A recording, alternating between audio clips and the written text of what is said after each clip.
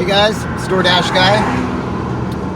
Back at you. I'm here doing a drive delivery order today. I picked up 2. I wanted to kind of take you guys along with me, share the experience, and let you know the outcome. I am on the freeway right now. I left a little bit early because you get the platform walks you through it pretty well. You have to check in at a certain time beforehand, so that way if you don't check in, DoorDash will obviously send it out that we need somebody else quickly. So I accepted it, and I'm on the way. The only thing where I could see this being an issue, okay, so I live in Everett, and this is on me though. I accepted the delivery in Bellevue, so the pickups in Bellevue and dropping off in Seattle. So I did a total mileage calculation, and it came up with 31 miles. So 31 miles to go on this delivery to completion. There is going to be, it's according to the Google Maps, there is going to be a delay of about 20 minutes or so because there's some traffic, rush hour traffic in the morning. So I did leave early because I want to make sure I get there on time. So I recommend, if you're going to do drive orders, to make sure you check the traffic beforehand. DoorDash on the application, it does it for you. But I necessarily don't trust that part of it. I'd rather just do it myself and see where it stands, rather than going through third party to DoorDash, So, that being said, I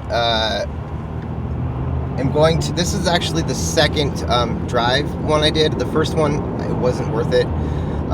The dollar amount that I'm quoted on this one was 31.20 something, and then on top of that, they're gonna give me $30 if I arrive within 20 minutes. Okay, so I got to thinking about this, and I did a little research, and I wanted to find out, well, how is, because I went on these are all deliveries from Homegrown, by the way, and it's a really amazing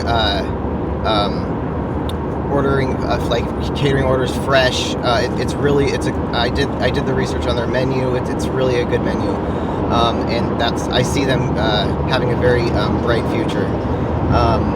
So that's why, I think it's one of DoorDash's like really only DoorDash Drive big catering deal right now. But they're going to get more in the future, because this seems to be working out well. They seem to be using DoorDash quite a bit, and that's cool.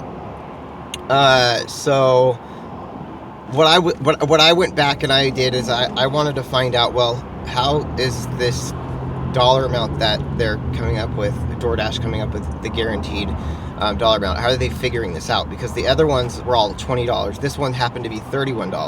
Well, okay, so there's a few different things.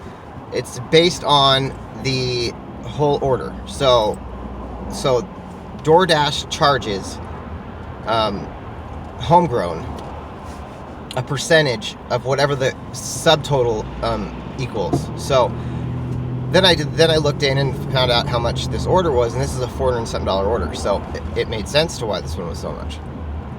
So it all depends on the size of order that you're going to be picking up, and there's different brackets, and I think if it's above 500, then it goes up more, and then if it's above 1,000, then it goes up even more. But they have that little bracket setting that they follow. But my thing was this is, okay, so if they're DoorDash is charging Homegrown, how much are they charging Homegrown to have us deliver? Because on Homegrown's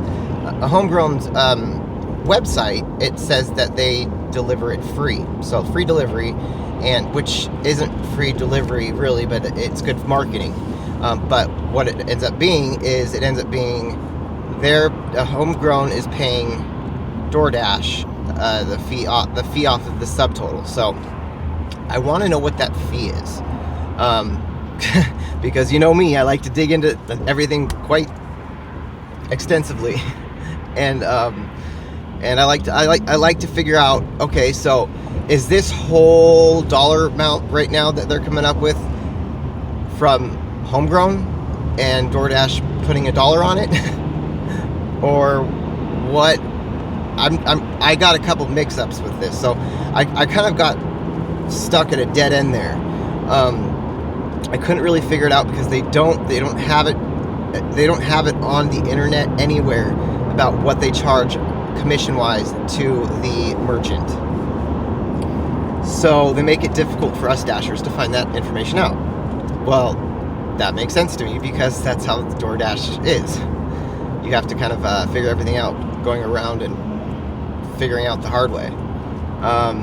But they have it structured that way, so we don't know.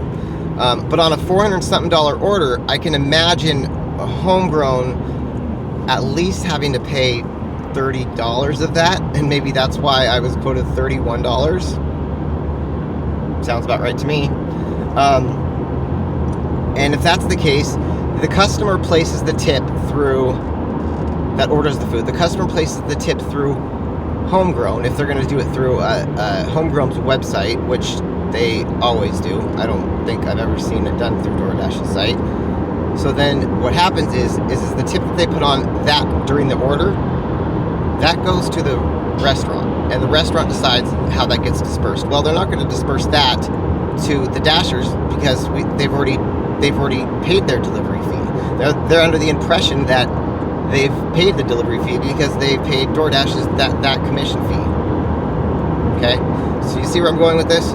So it becomes another kind of funnel that, regardless of whatever it is, DoorDash gets away with all this amazing publicity. We do all the hard work, and they put in $1 on it.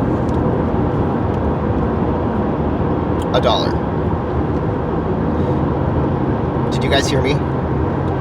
I just said $1 on a $400-something order, and that they look like the people that have done everything. I mean, we us Dashers, we just hauled butt, got there on time, did what we had to do, drove 31 miles for $31, and then we get and then we get, you know, let's say a bad rating because the food wasn't right, you know, or whatever the situation may be. Because I'm not going to go through $400-something worth of food just to make sure it's all correct. Not going to happen.